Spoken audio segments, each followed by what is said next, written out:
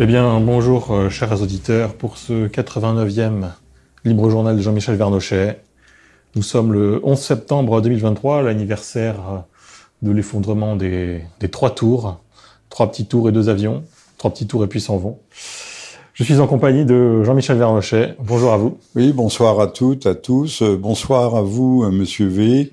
Heureux de vous retrouver en ce jour anniversaire.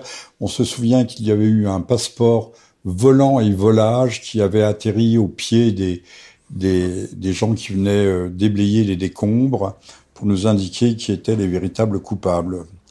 On a vu ça aussi dans l'affaire de Nice. Le gars avait laissé son permis, sa demande de permis de séjour, je crois, sur la banquette du camion. Ou dans l'affaire Charlie Hebdo.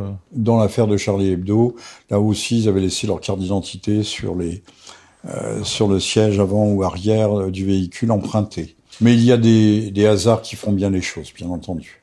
Et oui. Mais nous avons mauvais esprit aussi. Nous avons mauvais esprit et c'est avec ce mauvais esprit que nous allons un petit peu balayer l'actualité de cette rentrée 2023.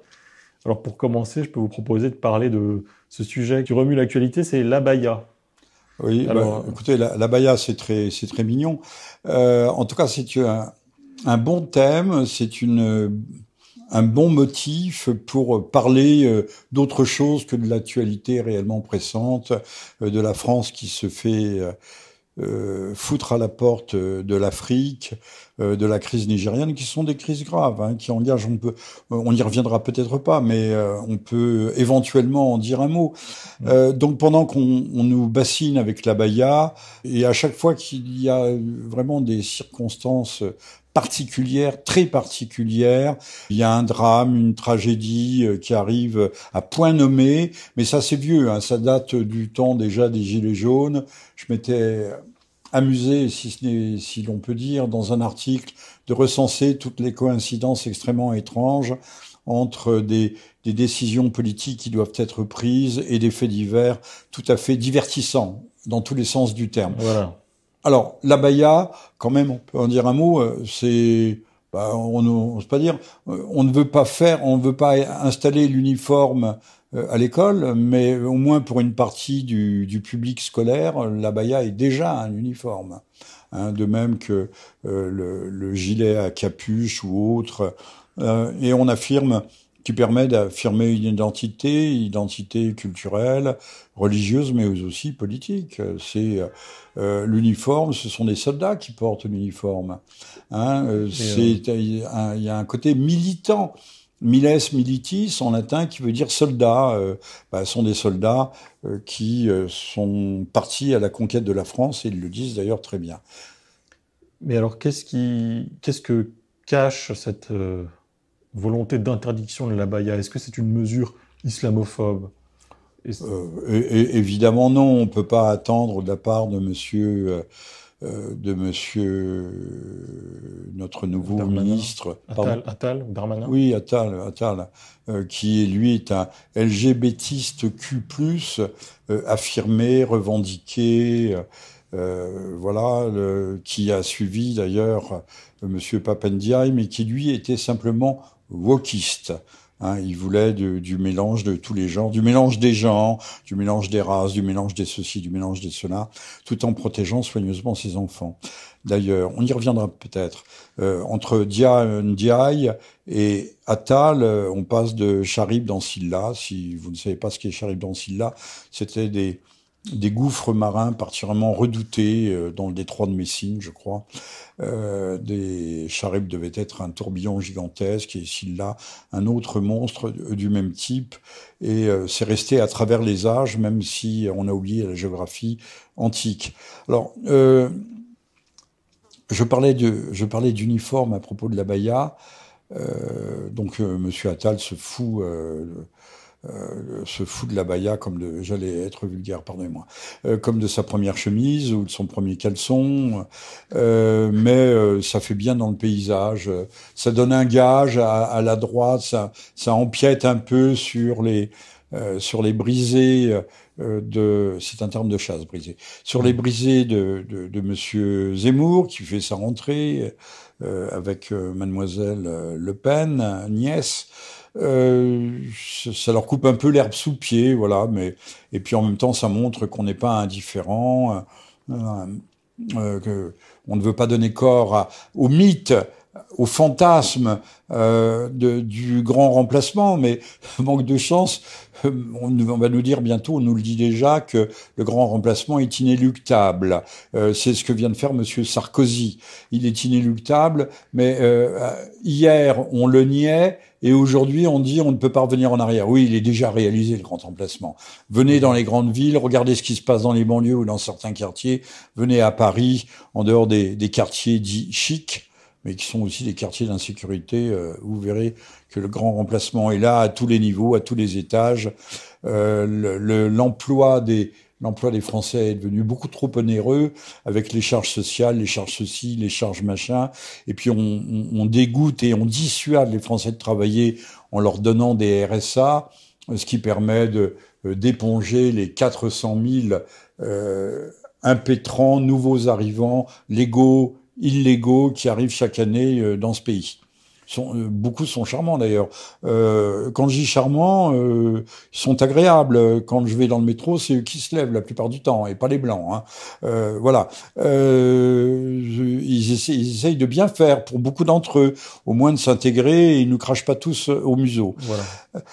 Alors, je rappellerai qu'il y a eu un dessinateur humoristique qui s'appelait Conque, qui est sans doute mort depuis, qui a été le premier dessinateur du journal Le Monde. Ils l'ont viré vite fait, bien fait, et très rapidement, Conque avait fait un dessin qui n'est sans doute pas paru dans Le Monde, où on voyait deux crânes avec des casques allemands, un fusil cassé qui était sous terre et qui dialoguaient, devisaient, et au-dessus d'eux, sur le plancher des vaches, l'on voyait deux aimables voisins d'outre-Méditerranée qui passaient dans leur djellaba. Les hommes portent pas d'abaya, mais des djellabas.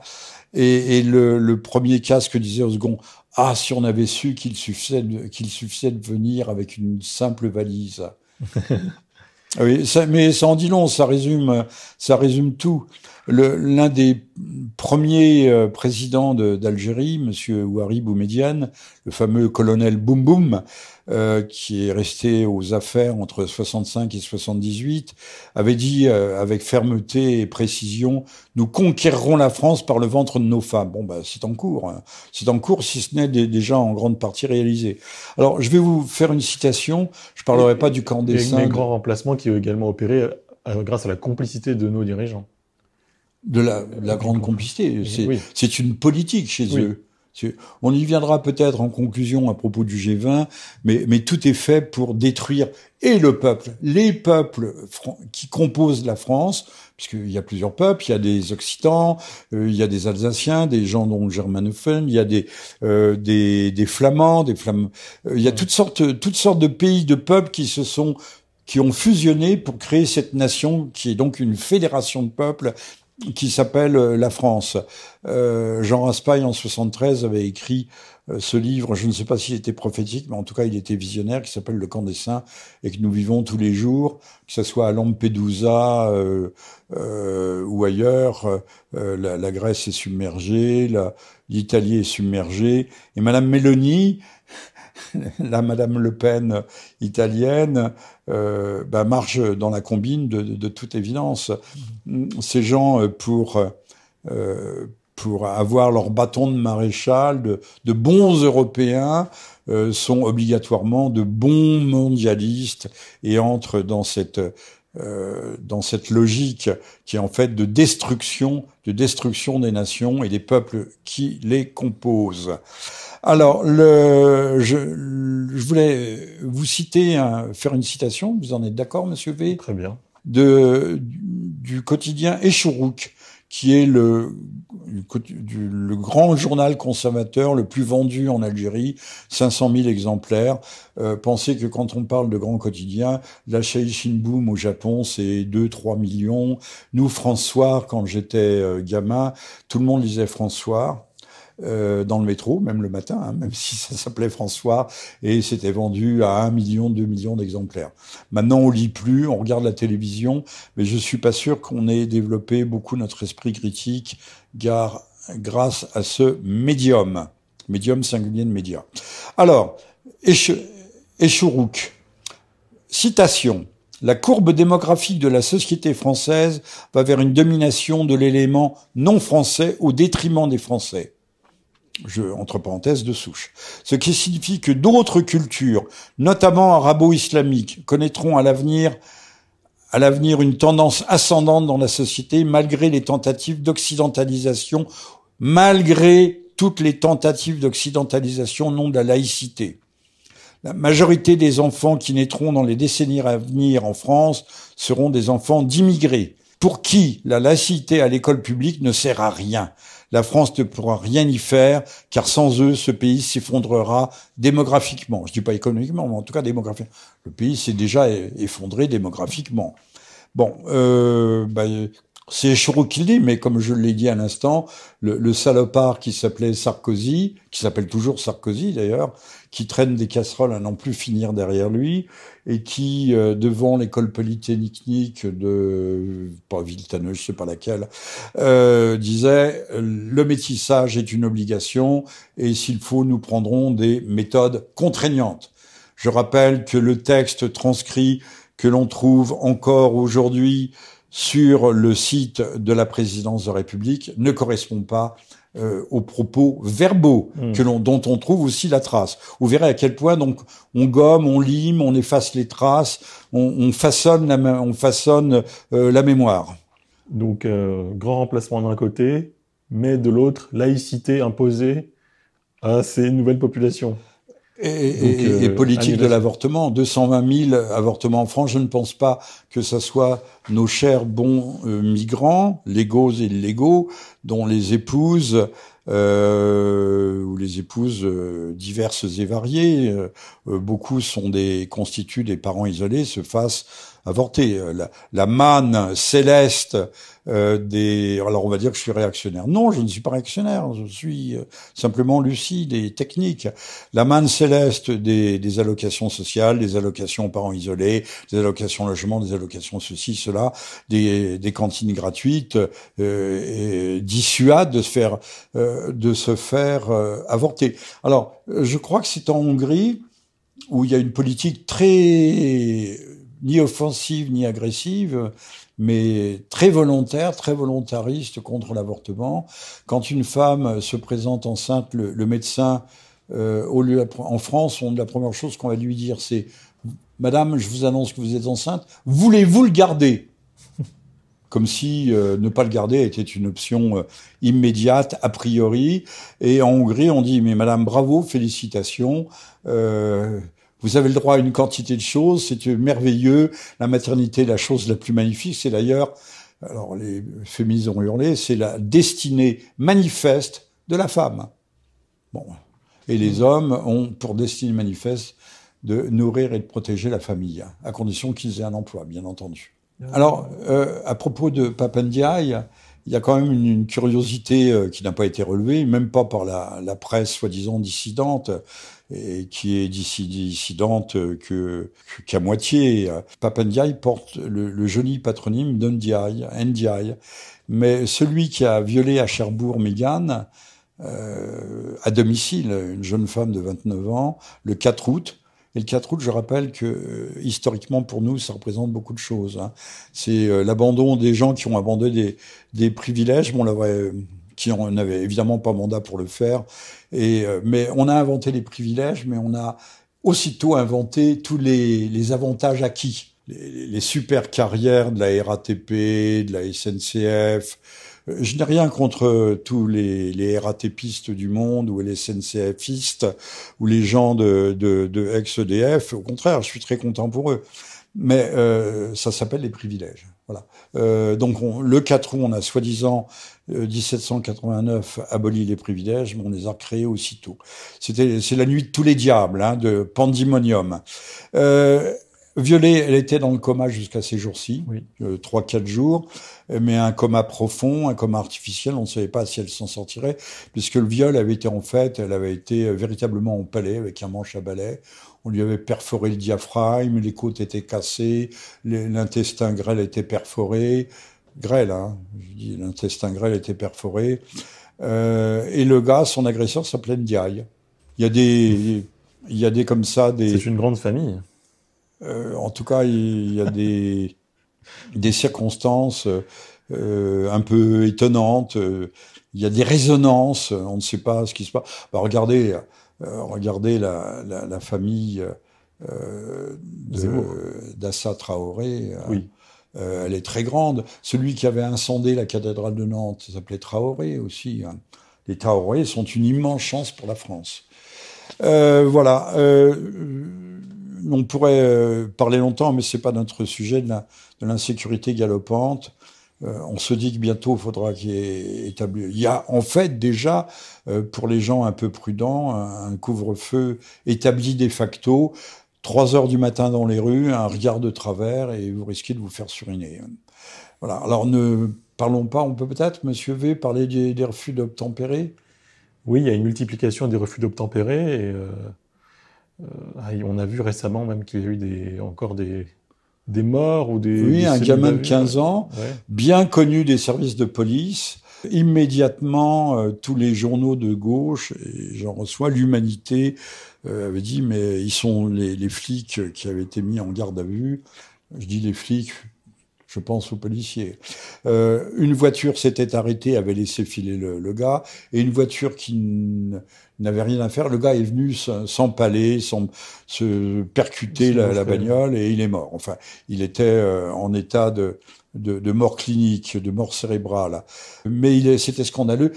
Ce qui est scandaleux, c'est d'arrêter des policiers sans enquête préalable. La mise en garde à vue doit être le fait d'un juge, d'un magistrat, notamment un procureur, le substitut, et on met pas des gens en garde à vue comme ça.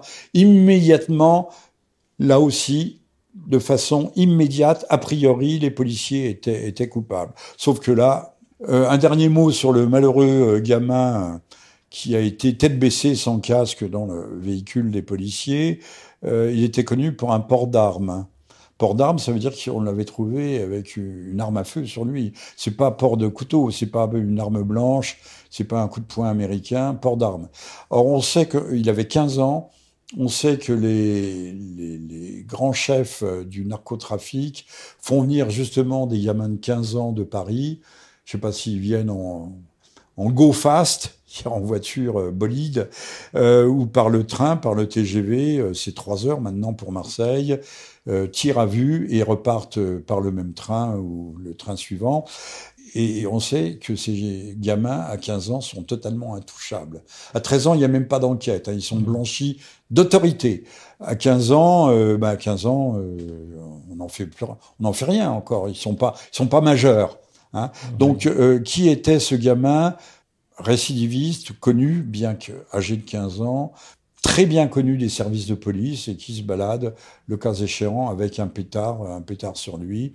Et je ne dis pas qu'il y a une justice immanente, mais le sentiment d'impunité, l'hubris, en français, il faut dire hybris. Hein. L'hubris en grec, c'est-à-dire ce sens de la démesure, on devient des intouchables. Ça me fait penser à Macron, d'ailleurs. Il est intouchable. Il dit, je suis protégé. Macron se dit, je suis protégé par les institutions. Ouais, protégé des sifflets. Je me fais siffler par 80 000 ou presque spectateurs au Stade de France. Et je suis là, sûr de moi, content. Je ne recevrai pas une canette sur le coin du museau. Je suis un homme heureux. Et je vous emmerde. C'est ce qui est peint sur son visage. Hein, Absolument. Voilà. Donc quand même, l'explosion des refus d'obtempérer, comme on le sait, c'est par centaines de milliers les gens qui roulent aujourd'hui sans permis ou sans assurance ou sans les deux. On est quand même dans une société, ce sont des symptômes, il faut lire ça comme des symptômes de l'effondrement sociétal que nous vivons. Voilà, et dans le même temps, pendant que ces grandes familles, disons, agissent en toute impunité, et de l'autre côté, c'est le peuple français qui travaille, les petits propriétaires, la classe moyenne, vous et moi, qui se fait matraquer, racketter avec l'impôt sur les résidences secondaires et même la taxe foncière qui augmente. Alors, l'impôt sur les résidences secondaires. Il faut aller derrière, l'arbre ne doit pas cacher la forêt. Mais par exemple, la taxe foncière à Paris, c'est 62%, je crois. Il y a des villes, c'est 40%, enfin c'est proprement hallucinant. Taxation des taxes foncières explose. Alors on va dire que c'est pas de l'impôt, ce sont des taxes, ben oui. Sur les résidences secondaires, c'est la taxe d'habitation. J'habite au fin fond d'un désert français et je paye, ma taxe foncière est plus importante que celle de Neuilly-sur-Seine. Hein, faut le dire. Alors que le village est un village riche, de peu d'habitants, riche de la chasse, riche des bois qu'ils vendent à l'ONF. Je rappelle que l'ONF, c'est un établissement public industriel et commercial. L'ONF n'a jamais protégé les forêts. L'ONF met nos forêts en coupe réglée, c'est-à-dire liquide le patrimoine des Français pour envoyer du bois en Chine, des hêtres, des chênes, qui nous reviennent sous forme de contreplaqué, qu'on rachète à prix d'or. Non, mais donc l'ONF est quelque chose, est une horreur absolue. Mais ONF, on se dit, les gens qui aiment la forêt, qui protègent la forêt, non. La forêt française est exploitée à outrance. Bon, passons là-dessus. Je reviens à ce que disait Monsieur Schwab. Monsieur Schwab, le patron du Forum économique mondial, nous parlait du grand reset, de la grande réinitialisation. Il dit en 2030, vous ne posséderez plus rien, il n'y aura plus de propriété et vous serez heureux. Qu'est en train de faire l'État ? Si les résidences secondaires sont matraquées à mort, pas à outrance, à mort, grâce aux taxes d'habitation, il est clair que les gens vont vendre leur maison. Ils vendront à qui ? Mais peut-être plus aux Hollandais, aux Anglais, aux Allemands qui venaient retaper ces maisons, restaurer et entretenir notre patrimoine. Donc nos villages vont tomber en ruine. Qui va les acheter ? C'est pas un fonds de pension qui va acheter les maisons des villages. Les banques, les promoteurs. Voilà. À Paris peut-être, dans les grandes villes, les appartements, mais à la campagne. S'il n'y avait pas eu les étrangers dont les Parisiens qui effectuaient un retour au vert, dans quel état serait le patrimoine rural aujourd'hui ? Or, on va dégoûter les gens de conserver. C'est une charge, une maison à la campagne, une grosse charge. Mais les riches paieront. Faut être con, mais archi con, pour dire les riches paieront. Le jour où les riches auront fini de payer, c'est qu'il n'y aura plus de riches. Et s'il n'y a plus de riches, il n'y aura plus que des pauvres. Et c'est ça le but du socialisme, c'est ça le communisme.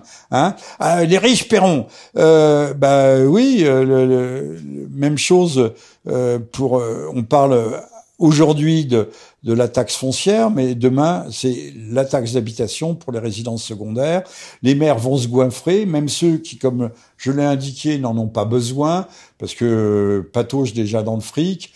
Encore que ce sont les mêmes à qui on propose des éoliennes, et ils sont comme Monsieur Picsou dans le journal de Tintin autrefois. Ils ont les mirettes qui s'allument, qui s'illuminent, l'argent, sans se poser la question que faire de cet argent. Quand on a fait une piscine, on va faire des HLM pour migrants, pourquoi pas. Voilà. Non mais tout est possible. Donc le patrimoine rural de nos campagnes, c'est une redondance, va se dégrader, va se dévaluer. Même les étrangers n'en voudront plus parce qu'ils sont astreints à la taxe foncière, à la taxe d'habitation. Donc on est en train de détruire, c'est là où je voulais en venir, on est en train de détruire la propriété dans ce pays, grâce à des taxes, grâce à Madame Hidalgo qui veut nous faire, j'appelle de tous mes vœux, le bémol qui fera qu'il n'y ait pas les Jeux Olympiques à Paris.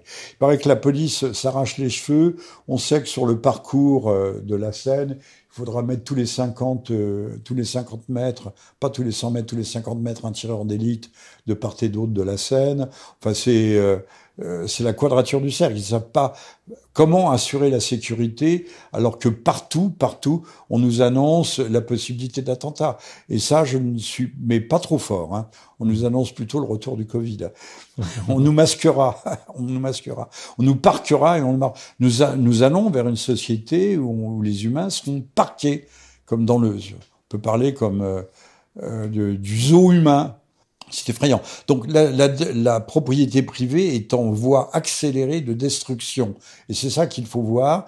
Donc on va accélérer la désertification des campagnes et donc le regroupement, un nouvel exode rural, le retour des citadins vers les villes où ils pourront être taillables et corvéables à merci, parqués, numérotés, je sais pas comment on appelle ça, les ghetto, un nouveau ghetto. Oui, des nouveaux ghettos, mais avec le QR code.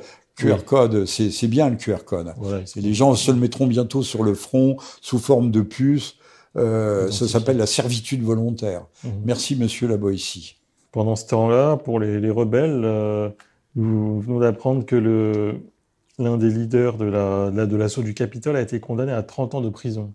Bah oui, pourquoi pas 50 ou 70. Oui. Je rappelle, c'est l'assaut du Capitole. Il y a eu un mort, à ma connaissance, c'est une policière qui a tiré sur une femme. On voit, elle tire. Il y a eu 2 ou 3 autres morts, mais en dehors du Capitole, et qui n'est pas lié directement à cet assaut du Capitole. C'est une sorte de grosse manif. Comment appelait-on ça quand les 4 tsars défilaient à Paris ? C'est une sorte de monôme géant. Oui, ils n'étaient pas contents. Oui, ils ont jeté des papiers par la fenêtre, mais ils n'ont pas molesté les policiers qui les ont déjà d'ailleurs laissés passer. Alors ça, c'est intéressant parce que Enrique Tarrio est un fils d'immigrants cubains, âgé de 39 ans, donc ancien chef du groupe des militants radicaux Proud Boys, les garçons fiers, a été alors, ce qui est intéressant, ce sont ces condamnations, reconnues de plusieurs crimes, et notamment de complots séditieux. Alors, dans la machine, il faut voir que c'est une machinerie judiciaire. C'est pas lui qui a été taxé. Simplement, il y a une sorte de crémaillère, il y a une sorte de mécanique. Je rappelle que ce sont les événements, la prise du 6 janvier 2021, hein, au moment où il y a la passation de pouvoir. C'est le 20 janvier, il y a la passation de pouvoir entre l'ancien et le nouveau président, c'est-à-dire là, c'était entre Trump et Biden. Et Trump n'a pas assisté à la passation, il n'a pas serré la main à monsieur Biden. Puisque vous remarquerez que la justice américaine aussi est à différents niveaux, à différentes vitesses, puisque les affaires de Hunter Biden, pourtant qui étaient connues, documentées, explorées sous toutes ses formes, ne fait pas florès dans la grande presse. Ça, c'est pas important qu'il y ait avec l'établissement, enfin l'entreprise Burisma en Ukraine, qu'il y ait des prises illicites d'intérêt, qu'il y ait eu des pots de vin, qu'il y ait eu dans lequel se trouvent certainement impliqués, je dis certainement, enfin toutes sortes de compromissions, de manœuvres dans lesquelles se trouve certainement impliqué papa Biden, mais lui, il a l'excuse d'être gâteux. Enfin bon, je sais pas si c'est une excuse absolutoire. Alors, cette notion de complot séditieux, donc ça crée un précédent. Le droit anglo-saxon est un case law. Case law, c'est-à-dire on n'a pas de grands principes juridiques comme chez nous. C'est un droit, au fond, comme la charia, qui est un droit en grande partie jurisprudentiel. Donc là, on crée un complot séditieux, on crée une catégorie juridique et qui avait déjà été utilisée par un autre membre d'une autre ministre, les Oath Keepers, dont le chef, Stewart Rhodes, avait été condamné en mai dernier à 18 ans de prison. Donc là, on est monté d'un cran. On passe de 18 ans, c'est-à-dire on donne de la consistance au complot séditieux. Si eux ont été condamnés pour complot séditieux, c'est que c'était un complot séditieux. Et Monsieur Trump va pouvoir se voir accoler l'étiquette complot séditieux, puisque la grande affaire des 2 années qui viennent, c'est de barrer la route à Donald Trump pour un éventuel retour à la Maison-Blanche. Donc, autant il n'y a pas de procès contre la famille Biden, contre les Clinton, contre les Obama, mais il y en a contre Trump qui est accusé de tous les maux, même s'il existe des documents dans lesquels il appelle pas ses militants, mais ses supporters, dirons-nous, à rentrer chez eux. Mais c'était mezzo voce, il l'a pas crié assez fort. Donc là, ce sont des charges qui vont pouvoir être utilisées contre Trump. Vous voyez, on en a condamné déjà 2. Un à 18 ans, puis l'autre à 30 ans. Donc on monte en puissance. Et Monsieur Trump, vous voyez, vous êtes un super criminel. Vous avez essayé de renverser l'État, vous avez contesté le résultat des élections, alors que la plupart des Américains, dont je fais partie, je ne suis pas américain, hein, dont je fais partie, pense que les élections ont été truquées. Et la question se pose également à bon escient et de façon assez justifiée en ce qui concerne les dernières élections françaises. Faut pas oublier que des gens, plus ils sont mauvais politiquement parlant, réclamaient le vote électronique, le vote par correspondance. On ne sait pas très bien quels sont les tripatouillages qui sont faits. Je ne sais pas s'il y a des tripatouillages, ne me faites pas dire ce que je n'ai pas dit. Mais c'est vrai que la question se pose dans les ambassades avec le vote des Français de l'étranger. Et comme ça se joue parfois en France sur quelques centaines de milliers de voix, la bascule est vite faite. Donc, il fallait ces condamnations, je termine là-dessus, pour préparer les grands procès contre Trump et essayer de le faire tomber une fois pour toutes. Mais la bête à la peau dure, on sait qu'il y a une majorité d'Américains qui sont trumpistes, ce qui montre bien aussi que M. Biden a été élu, on se demande par qui, comme M. Macron et ses équipes. Vous savez que M. Macron ne trouvait personne pour remplacer M. Ndiaye. Il a trouvé M. Attal. Est-ce que M. Attal, qui n'a jamais été enseignant, qui n'a aucune compétence en quoi que ce soit, aucun titre véritablement universitaire, était compétent pour remplacer M. Ndiaye. Mais personne ne dit rien. Et la presse, soi-disant dissidente, on voudrait bien qu'elle ait la dent un peu plus dure, qu'elle crache un peu plus de venin. Hein. Malheureusement, elle ne remplit pas son rôle et nous n'avons pas comme ce journaliste américain McGregor, mais vous remarquerez qu'on ne donne pas la parole dans les grands médias à des gens comme moi. Hein. Donc aucune grande voix ne peut véritablement émerger et se faire entendre. Ah, vous savez, EER est un grand média désormais. Oui, mais c'est de la radio, c'est pas. Il faut du visuel aussi. Mais c'est vrai que nous avons, Monsieur V. Nous sommes, vous l'avez dit, au 89e Libre Journal, K1K, tout cela est très artisanal, nous ne bénéficions d'aucun soutien, d'aucune aide, je ne me plains pas, hein. Je ne réclame rien, je ne réclame pas de dons, sauf que l'on pourrait acheter un peu plus mes livres, et même les lire à l'occasion. Nous faisons presque 2 dizaines de milliers d'auditeurs réguliers, réguliers, je dis bien réguliers. Absolument.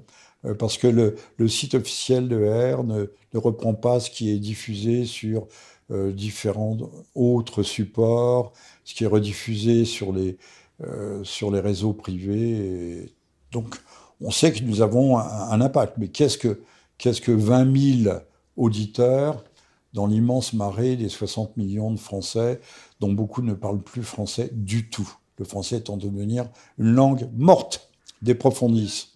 La France qui perd peu à peu de sa grandeur et qui se dissout petit à petit dans le G20 et qui se... Alors, on a crié victoire, G20, oui, on a... Alors, les camps mondialistes peuvent se féliciter.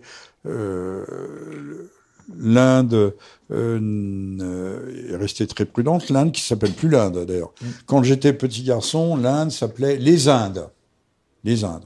Puis on l'a dit l'Inde, pour transcription de l'anglais, c'est une sale manie, hein, India. Et puis maintenant, si vous avez regardé, le président Modi avait un une affichette devant lui, c'était Bharat. Donc l'Inde s'appelle Bharat. Je vous renvoie au Mahabharata, au grand mythe fondateur de l'Inde, le Mahabharata étant l'équivalent de la guerre de Troie pour nous.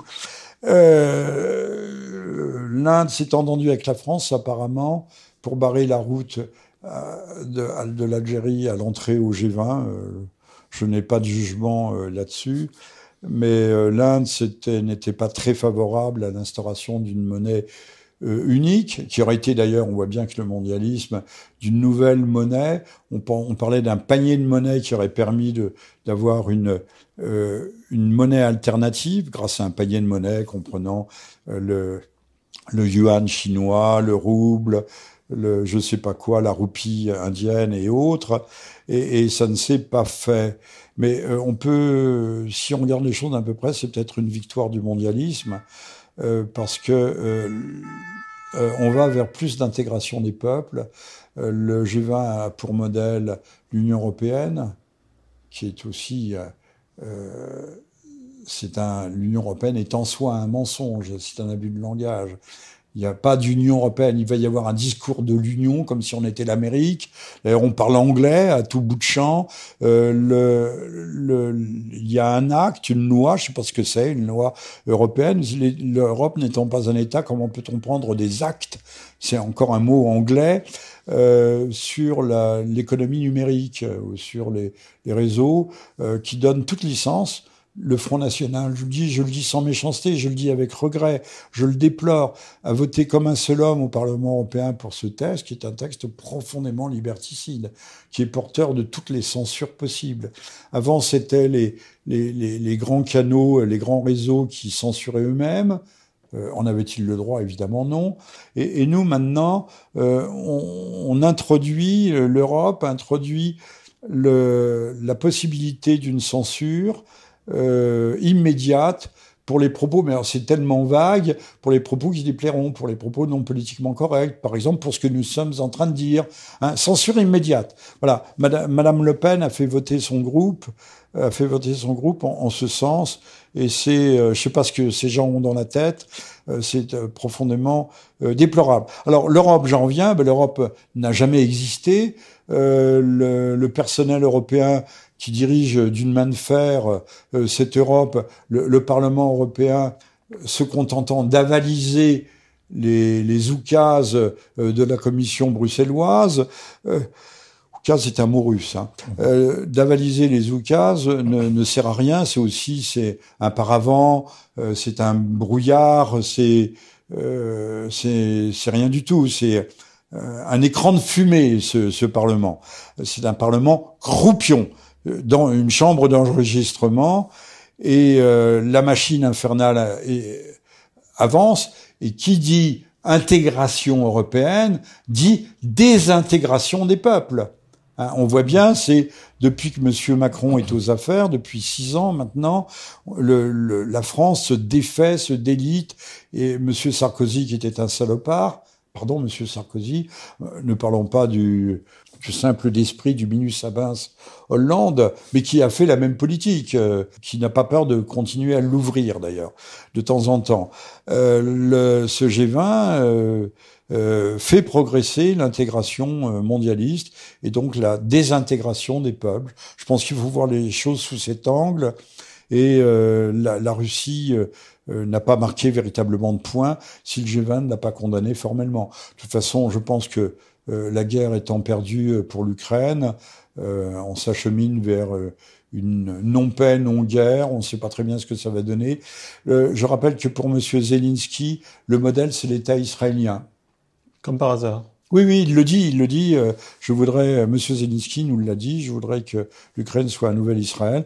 Donc, encerclé par une puissance maléfique, la Russie, comme Israël est encerclé par des puissances maléfiques, qui sont toujours en guerre d'ailleurs, comme la Syrie. Depuis 1948, l'état de guerre n'a jamais cessé entre la Syrie, il faut le savoir, hein, entre la Syrie et Israël. Mais donc des peuples musulmans, arabes, musulmans hostiles, et au fond, on peut très bien cohabiter, vivre avec l'hostilité et devenir Comme la France, d'ailleurs, on a l'ambition macronienne de devenir a start-up nation. Et oui, et donc, et pour terminer, un petit mot sur l'inénarrable conflit ukrainien.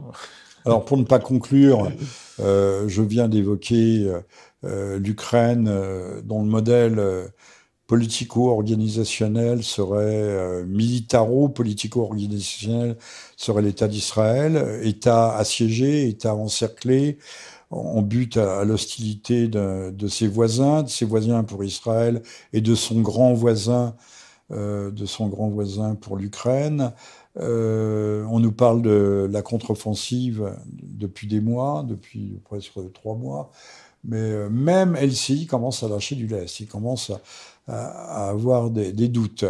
Il y avait un petit village qui s'appelait Robotine qu'on nous présente sur la route de la Crimée comme une pièce maîtresse qui était tombée et qui allait ouvrir un couloir pour le tsunami des forces ukrainiennes vers la Crimée. Mais tout ça, ça se dégonfle très vite. Comme on dit, ça fait pchit, et la réalité rattrape. Alors, aux États-Unis, et pas seulement McGregor, le colonel McGregor, mais bien d'autres, parle de 400 000 morts chez les Ukrainiens. Hier soir, sur LCI, on nous disait, mais non, il y a autant de morts dans les deux camps. Bon, il y a autant de morts dans les deux camps, sans avancer de chiffres d'ailleurs. Je pense que c'est tout à fait dubitable. Dubitable étant le contraire de indubitable. On peut en douter. Et vous voyez, les figures se décomposent un peu. Ils sont moins sûrs d'eux. Ils sont... je sais pas comment l'auditoire peut tenir. Au bout de 5 minutes, le niveau intellectuel étant... je sais pas si c'est du fromage blanc qu'ils ont dans la tête. Quand on voit les Richoux et compagnie, ou ce type Yakovlev, qui a occupé une place éminente en tant que Français, bien sûr, à l'OTAN, comment ces gens peuvent encore trouver le moyen de débiter leurs âneries, je sais pas, moi. Ils sont certainement très bien payés, hein, ça c'est sûr. Mais enfin, ça n'excuse pas tout, même si la soupe est bonne. À un moment donné, on doit la régurgiter, cette soupe. Elle doit revenir au bord des lèvres. Voilà. Donc, dernier mot, les États-Unis qui sont les maîtres du jeu, de la distraction. C'est une industrie, c'est une des très grandes, des méga-industries des États-Unis, le divertissement, sont en train de créer une mythologie de la victoire. Non seulement nous n'avons perdu, mais nous avons gagné. À un moment donné, on ne donnera plus d'armes, mais ce ne sera pas la faute des États-Unis, ça sera la faute des Ukrainiens qui n'ont pas su utiliser les armes, qui n'ont pas su faire le bon usage de la formation qui leur a été délivrée par les Anglais, les Allemands et les Français. Donc le récit façonne littéralement la réalité, et le poids étant hypermassif, comme dans un trou noir, le poids des grands médias, on passera à autre chose. On passera à une Coupe du Monde de rugby, on passera à la mort du jeune Naël, et on va oublier d'un coup, on commence à oublier. L'Ukraine est déjà en train de s'effacer des mémoires, s'effacer des bulletins d'information en dehors de LCI, qui continue avec, de façon imperturbable, à débiter ses contre-vérités sur une contre-offensive qui a fait long feu. Voilà. Nous allons avoir droit à des films hollywoodiens ou des séries Netflix sur la guerre en Oui. Ukraine. Alors, vous avez raison, on vient de sortir, et on termine là-dessus, vous savez que c'est ma marotte, je suis un homme à marotte. On vient de sortir un film sur l'alunissage des Américains. C'est à mourir de rire, puisque ils ont tellement bien aluni qu'ils n'ont jamais été capables d'y retourner. Un beau film de science-fiction. Voilà, c'est pas. Alors ils présentent ça comme la vérité des vérités. Seuls les Indiens ont réussi un alunissage d'un robot récemment, mais les Américains ont fait le tour de la Lune après avoir mis 3-4 mois à expédier leur fusée Artemis, qui voulait pas partir. Elle aussi, elle faisait pchit. Mais enfin bon, il y avait même pas une souris à bord de leur capsule, faut bien le dire.